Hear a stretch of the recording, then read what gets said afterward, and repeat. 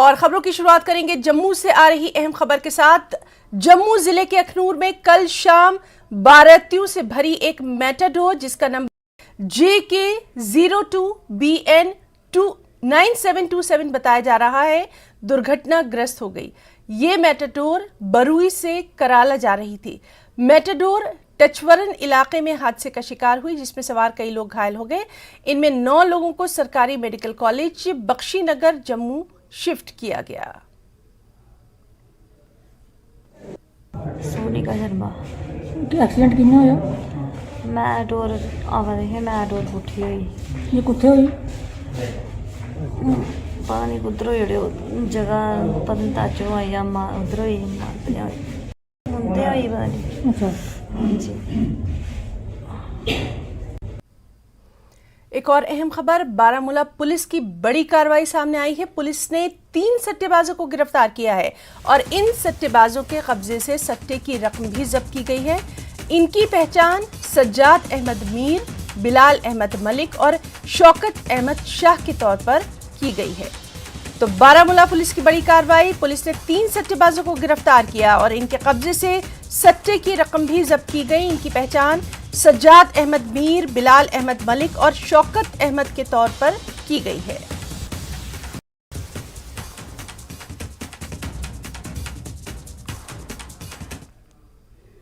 खबर बडगाम से है, जहां के लोग कई बरसों से इलाके में अस्पताल बनने के इंतजार में अभी तक हैं। हालांकि लोगों ने इसके लिए अपनी जमीनें तक दान कर दी थी, लेकिन जिला अस्पताल का निर्माण आज तक नहीं किया जा सका। लोगों को काफी दिक्कतों का सामना भी है। पेश है ये खास रिपोर्ट।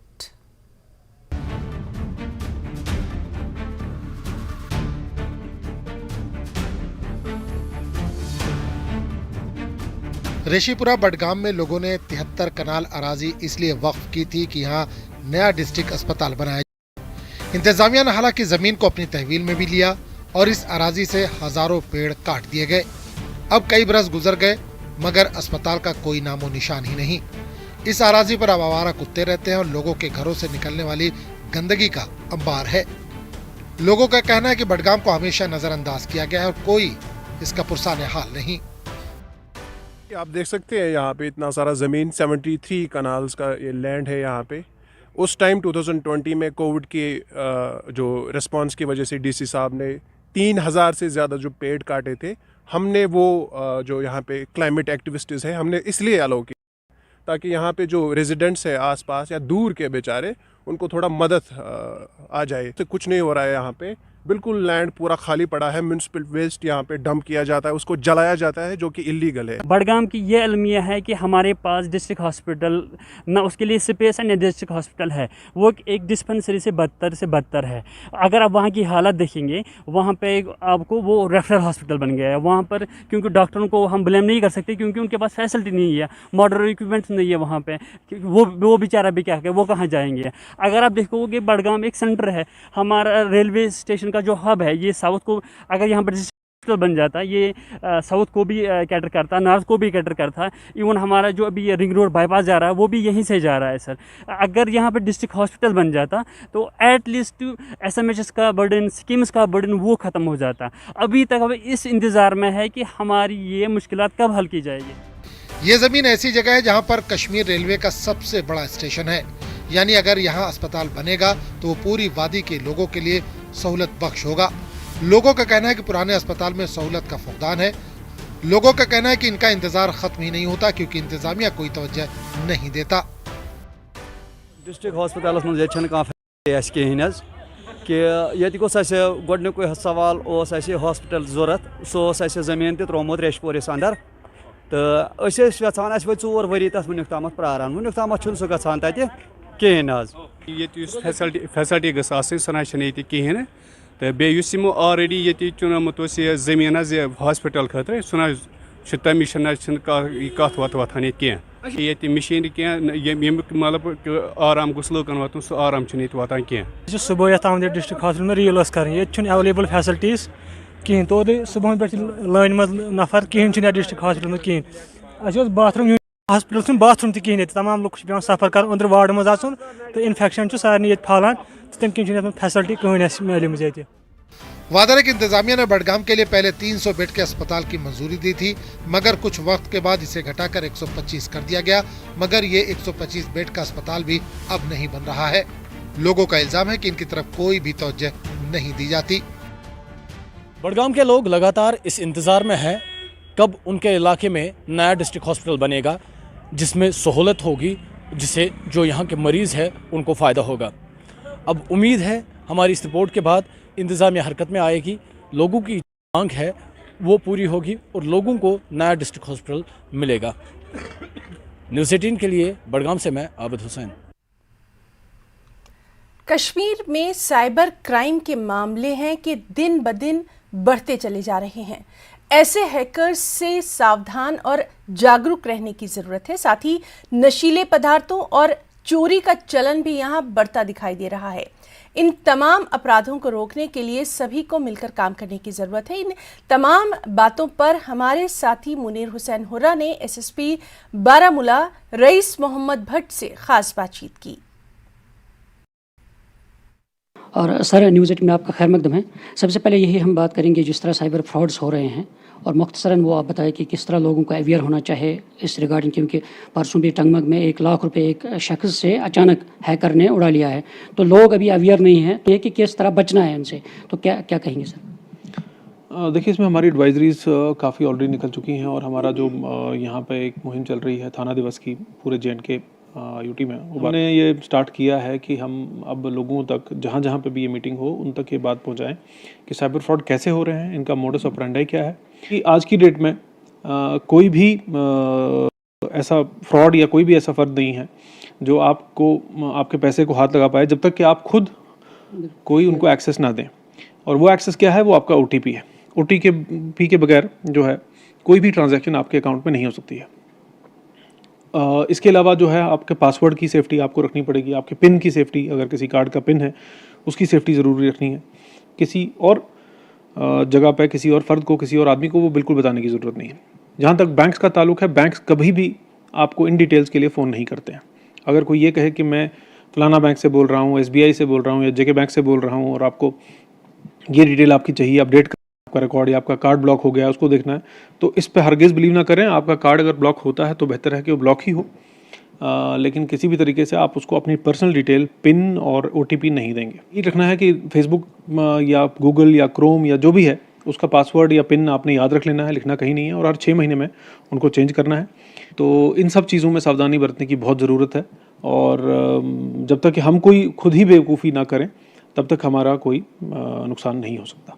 सर, चोरियों की बात करें हम, क्योंकि पिछली दफ़ा भी बहुत सारी चोरियां हुई, गाड़ियां चोरियां हुई, और पुलिस ने भी मुस्तैदी से काम किया है। कुंजर में भी और 2 लोगों को गिरफ्तार किया गया है, और उन्होंने बड़ी चाल के साथ उन्होंने वर्कशॉप भी खोला था। तो उसमें यह है कि लोग अभी तक CCTV कैमराज इंस्टॉल नहीं कर पा रहे हैं, क्योंकि चाहे दुकानदार हो चाहे घर वाले हो। तो लोगों के लिए क्या कुछ मैसेज है, क्योंकि घरों के अंदर भी चोरी होते हैं, घर से बाहर निकलते हैं और पीछे से चोरी होती है, तो उसमें क्या कुछ आपकी तरफ से ये CCTV कैमराज के इंस्टॉल करने के लिए क्या कुछ मैसेज रहेगी सर? देखिए, इसमें हिदायत ऑलरेडी जो है डिस्ट्रिक्ट मजिस्ट्रेट ने इशू कर दिया है एक ऑर्डर, जबकि ये मैंडेटरी है कि आपके किसी भी इस्टेब्लिशमेंट पे और ख़ासकर मसाजिद पे भी CCTV इंस्टॉल करना बहुत ज़रूरी है। अभी तक जितने भी हमारे पास केस आए हैं, चाहे वो बहुत सीरियस टाइप के केस हों, लेकिन चोरी के केस हों, या तो इस टाइम पे हमेशा ये देखा गया है कि मुफीद रहा है। जहाँ पे भी CCTV फुटेज हमको मिला है उसकी वजह से हमारे पास लीड्स मिली हैं, जिनकी वजह से अल्टीमेटली चोर पकड़ा गया है। तो पिछले साल 1.5 साल की भी हम बात करें, जितनी भी चोरियाँ पकड़ी गई या जितने भी हमारे मेजर केसेस भी सॉल्व हुए, इनफैक्ट अगर आप देखेंगे हमारे टेररिज्म के केसेस भी इसमें काफ़ी सॉल्व हो गए, जहाँ पे कि हमें पता चल गया कि कौन है। और इसमें हमें हमेशा ये सोचना चाहिए कि किसी इनोसेंट को या किसी पे तहमत लगाई जा सकती थी, उसको पकड़ा जा सकता था, लेकिन हमेशा जो है जो एक्चुअल अक्यूज़ था उसको पकड़ा गया CCTV की वजह से। तो CCTV लगाना बहुत ही एक अच्छा स्टेप है जो हर एक को लेना चाहिए, और एक कदम मुझे लगता है सब मस्जिद कमेटीज़ को अपने अपने मोहल्लों में, सब पंचों सरपंचों को अपने अपने गाँव में ये लेना चाहिए और इससे उनके अपने जानो माल की हिफाजत होती है। ड्रग्स के हवाले से बात करें, क्योंकि ड्रग्स का जो रुझान है दिन ब दिन ही बढ़ता ही जा रहा है, तो मगर पुलिस की तरफ से रोज़ ये कार्रवाई हो, ये कसक जो है वो उनको पकड़ा जा रहा है। तो अभी कैसे देखते हैं आप इस दौर में जो ड्रग्स का सूरत हाल है, नौजवान जो यूथ है, तो उनको इस लत से बाहर निकालना, उनको बचाना, तो कैसे देखते हैं आप? देखिए, इसमें 2 या 3 मेजर जो है वो मैं कहूँगा स्टेप्स होते हैं। सबसे पहले ये है कि जो भी हमारा यूथ है, जो भी हमारा दोस्त है, वो इसमें मुब्तला हो गया है मंशियात की इस प्रॉब्लम में, सबसे पहले तो उसकी डी-एडिक्शन कराना ज़रूरी है। तो उसके बाद रिहेबिलिटेशन है, क्योंकि कुछ लोग जो हैं, अक्सर लोग जो हैं मैं कहूँगा, जो इस चीज़ से पैसा भी कमा रहे हैं, तो मुश्किल ये होती है कि वो एडिक्शन तो उनकी हो जाती है, बट उसके बाद फिर वो डिपेंडेंट होते हैं पैसे के लिए, खर्चे के लिए, अपनी ज़रूरियात ज़िंदगी के लिए इसी कारोबार पे। तो उस कारोबार को रिप्लेस करने के लिए जहाँ पे हमारा मेन रोल आता है रिहेबिलिटेशन का, तो पहले डी एडिक्शन तो हो जाएगी, बट रिहेबिलिटेशन उसके बाद बड़ी इंपॉर्टेंट है कि को रीइंट्रोड्यूस किया जाए सोसाइटी में, उनका एक कारोबार उनको दिया जाए या हेल्प की जाए, सपोर्ट किया जाए कि वो उसमें सक्सेसफुल रहें, अपना रोज़मर्रा की ज़िंदगी उससे जो है कमाई वो करें, और फिर वो आराम से उस चीज़ से दूर रह पाएंगे। तो एसएसपी साहब का साफ तौर पर कहना है कि जो साइबर फ्रॉड्स हो रहे हैं उनसे लोगों को होशियार रहने की ज़रूरत है, और साथ साथ जो मनशियात का बढ़ता रुझान है और उससे भी नौजवानों को बाहर आने की ज़रूरत है और उन्हें जो बचाने के लिए इक़दाम उठाने की ज़रूरत है। न्यूज़ 18 जम्मू कश्मीर के लिए मैं मुनीर हुसैन, हुर्रा। कश्मीर घाटी के मशहूर कवि त्रिलोकीनाथ धर इस समय कर्नाटक राजधानी बेंगलुरु में है। त्रिलोकीनाथ धर ने बेंगलुरु के अल अमीन कॉलेज में नव साहित्य के तहत आयोजित साहित्य गोष्ठी और मुशायरे में शिरकत की। इस आयोजन में उर्दू, हिंदी और कश्मीरी कवि त्रिलोकीनाथ धर ने अपनी बेहतरीन शायरी सुनाकर यहाँ मौजूद तमाम लोगों का मनोरंजन किया।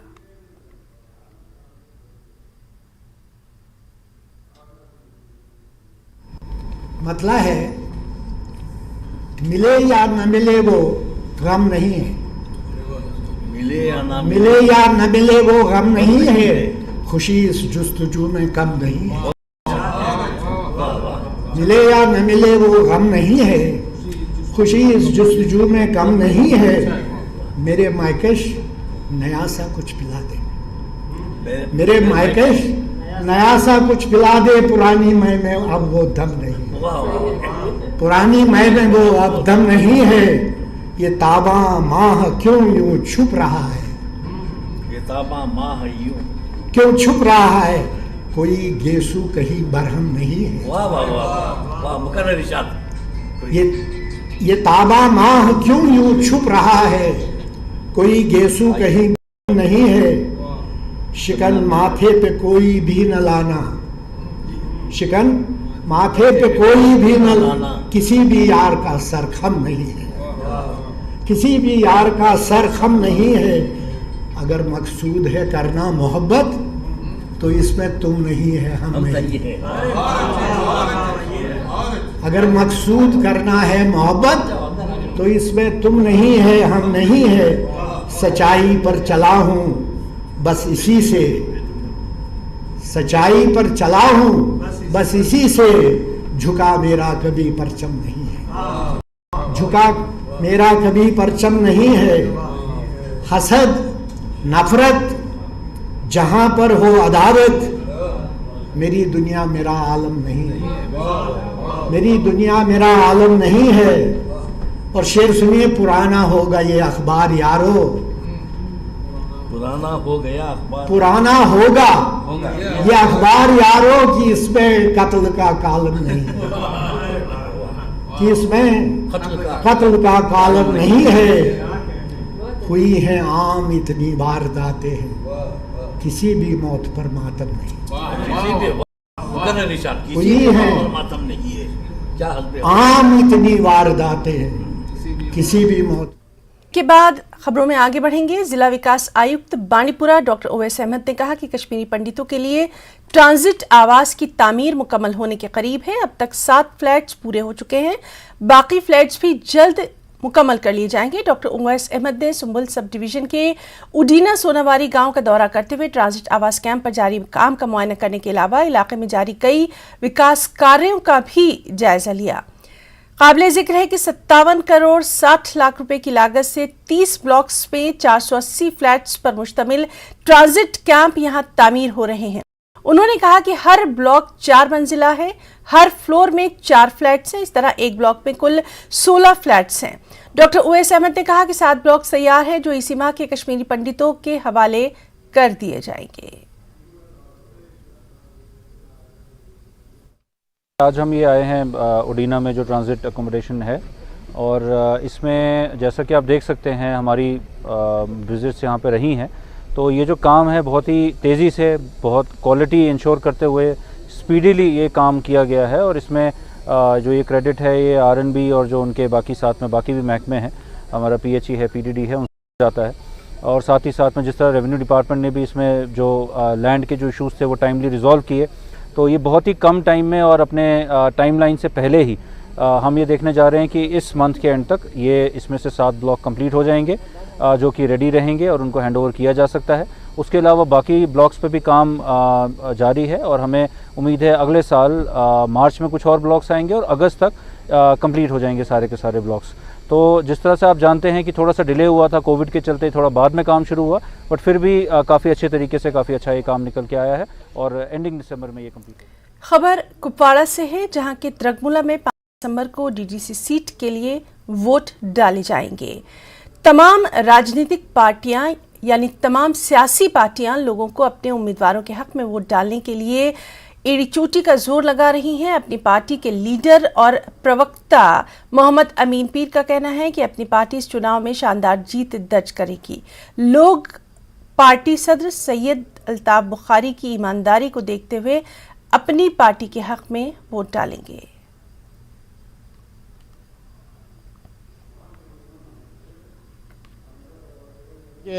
इंशाअल्लाह रहमान इस वक्त जो DDC इलेक्शन कल 5 वोट पड़ने वाले हैं, इसमें एक ही पार्टी वो पार्टी है जो अपनी चुनाव निशान पे, सही निशान पे जो इलेक्शन लड़ रही है। रही बात पीपल्स कॉन्फ्रेंस की, उनका तो निशान वो तो किसी PDP के निशान पे उनको वोट मांगना है। PDP के पास कोई अपना निशान ही नहीं है, NC का कुछ पता नहीं उनके पास क्या निशान है, कि ये हमें लग रहा है कि एक तरफा मुकाबला है। तो इंशाअल्लाह हम अपनी पार्टी जी तोड़ के मेहनत कर रही है और इंशाअल्लाह रहमान हमें लोगों पे भी बड़ा यकीन है, लोगों पे भी बड़ा भरोसा है। इंशाअल्लाह रहमान वो बैट का बटन दबा के अपनी पार्टी को कामयाब करेंगे। अल्ताफ साहब को देखकर लोग मुतमिन हैं, लोग पुर उम्मीद हैं, लोग पुर यकीन है कि नहीं, पार्टी प्रेसिडेंट ऐसा आदमी है, एक दीनदार आदमी है, एक सच्चा आदमी है। जो बात यहाँ कश्मीर में कहता है वही बात दिल्ली में कहता है, वही बात जम्मू में कहता है। National commission for schedule caste की सदस्य डॉक्टर अंजू बाला ने DC दफ्तर कॉम्प्लेक्स कठुआ में एक समीक्षा बैठक की। इस दौरान पत्रकार वार्ता करते हुए उन्होंने कहा कि सरकार द्वारा ऐसे समुदाय के लोगों के लिए चलाई जा रही योजनाओं की जानकारी ली गई। वहीं उन्होंने कहा कि जम्मू में धरना प्रदर्शन कर रहे रिजर्व्ड कैटेगरी एम्प्लॉयज की समस्याओं का हल करने की भी कोशिश की जाएगी।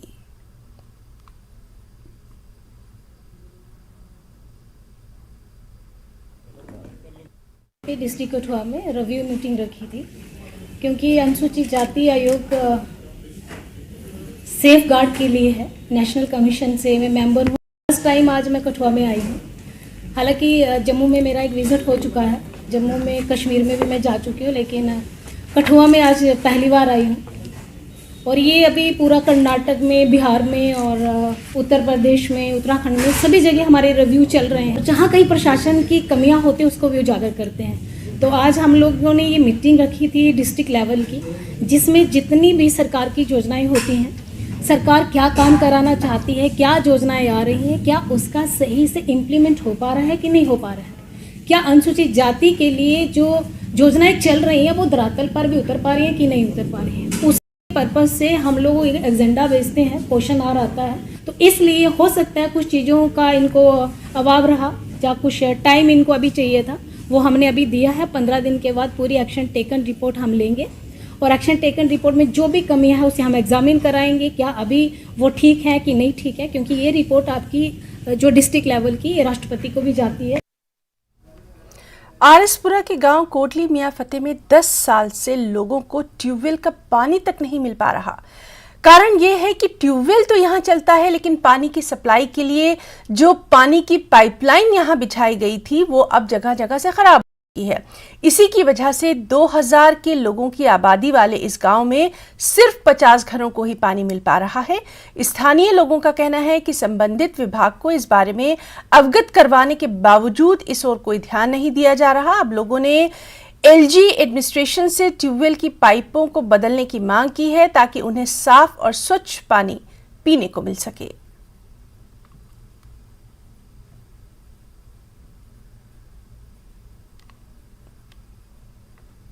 Imamia mission educational and social welfare society ने Jammu Kashmir students welfare society के सहयोग से अब्दूस में NCACTS के 30वें राष्ट्रीय बाल विज्ञान कांग्रेस राज्य स्तरीय कार्यक्रम का आयोजन किया। इमामिया और DPS के छात्रों ने कार्यक्रम में हिस्सा लिया। कार्यक्रम का उद्देश्य 10 से 17 वर्ष की आयु के बच्चों को उनके वैज्ञानिक स्वभाव को खोजने और पहचानने का अवसर प्रदान करना रहा। न्यूज़ 18 से बातचीत में प्रोग्राम के कोऑर्डिनेटर कौसर रिजवी ने कहा कि उनका प्रोग्राम एक फ्लैगशिप प्रोग्राम है। उन्होंने कहा कि इस कार्यक्रम की प्रक्रिया के 3 स्तर हैं: जिला, राज्य और सर्वश्रेष्ठ परियोजनाओं का चयन राष्ट्रीय स्तर पर राज्य का प्रतिनिधित्व करने के लिए किया जाएगा।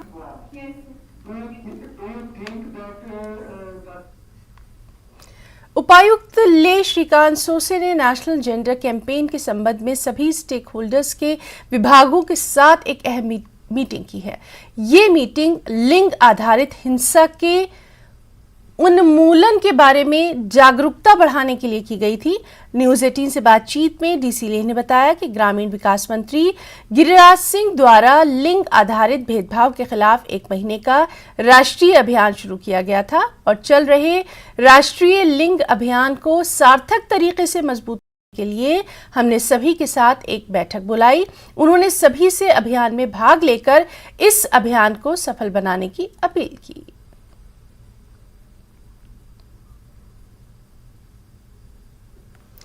कुछ खबरें हिमाचल से भी हैं। फॉरेंसिक साइंस शिमला में राज्यपाल राजेंद्र विश्वनाथ आर्लेकर ने डिजिटल क्राइम और फॉरेंसिक साइंस के राष्ट्रीय सम्मेलन का शुभारंभ किया है। इस सम्मेलन का मुख्य उद्देश्य डिजिटल क्राइम और फॉरेंसिक साइंस के माध्यम से उनके बचाव की जानकारी साझा करना है। इस अवसर पर राज्यपाल आर्लेकर ने कहा कि आज का युग डिजिटल का है, हर किसी न किसी माध्यम से इससे जुड़ा हुआ है, इसलिए लोगों को इसके सही प्रयोगों की जानकारी होना जरूरी है। अभी क्राइम, फिजिकल क्राइम यहां तक सीमित नहीं रही है। डिजिटल क्राइम आज के अपने जीवन की बहुत बड़ा हिस्सा बन चुकी है और डिजिटल क्राइम्स या साइबर क्राइम्स वो किसी भी समय हो सकता है कि जैसे कि यहां अपने मान्यवरों ने कहा, हर एक के हाथ में मोबाइल होता है, कुछ ना कुछ इलेक्ट्रॉनिक एपैरेटस होता है, कुछ ना कुछ डिवाइस होता है। That is the source of this crime. Though it is a source of information, it is also a source of crime. So we have to be more careful.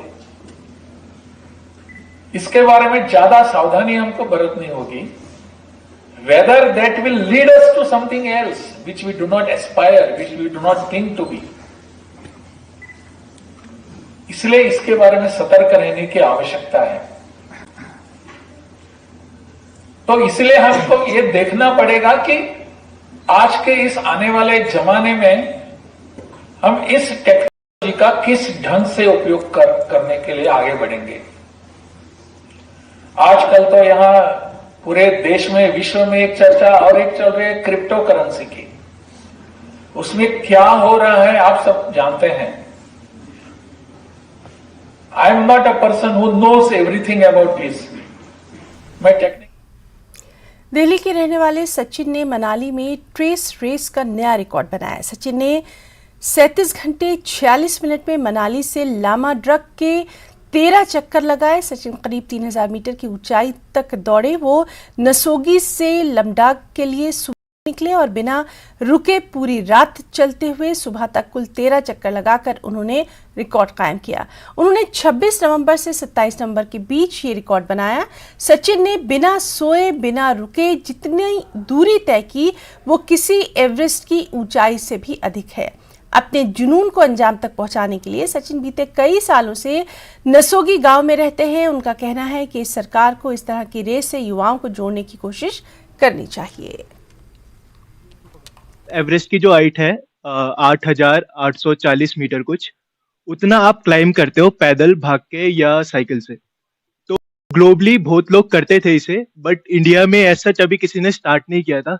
एवरेस्टिंग लोग करते थे कि 8,000 की 800 की हाइट रीच करते थे। बस इससे टफेस्ट होता था कि आप 10,000 मीटर पे जाओ। तो वो होता था कि एवरेस्टिंग से भी ऊपर का जो टफेस्ट चैलेंज है, जो अभी तक हुआ नहीं था, किसी का रजिस्टर्ड नहीं था। तो मैं पहला हूँ कि जिसका अभी बाहर की जो फेडरेशन है उसमें रजिस्टर्ड हुआ है। तो ये चैलेंज स्टार्ट कुछ हुआ था कुल्लू के मशहूर गांव मलाड़ा में भीषण आग लग गई। आग में एक घर जलकर राख हो गया। किसी तरह घर के पास बंधे 30 से ज्यादा भेड़ बकरियों को बचाया गया। आग हेती देवी नाम की महिला में लगी। आग से करीब 15 लाख रुपए का सामान जलकर खाक हो गया। ऊना में 2 छात्रों की बेरहमी से पिटाई के मामले में स्कूल के प्रिंसिपल के खिलाफ मामला दर्ज किया गया है। नल तोड़ने के शक में धमांद्री गांव के सरकारी स्कूल के प्रिंसिपल ने 2nd क्लास के 2 स्टूडेंट्स की बेरहमी के साथ पिटाई की। इसके बाद दोनों स्टूडेंट्स को इलाज के लिए अस्पताल में एडमिट करवाया गया। पुलिस ने आरोपी प्रिंसिपल के खिलाफ जांच शुरू कर दी है। मामले की विभागीय जांच के लिए भी शिक्षा उपनिदेशक स्कूल पहुंचे। बाकी स्टाफ और वहां मौजूद स्टूडेंट्स से भी उन्होंने पूछताछ की है। खबरों में इतना ही। नमस्कार।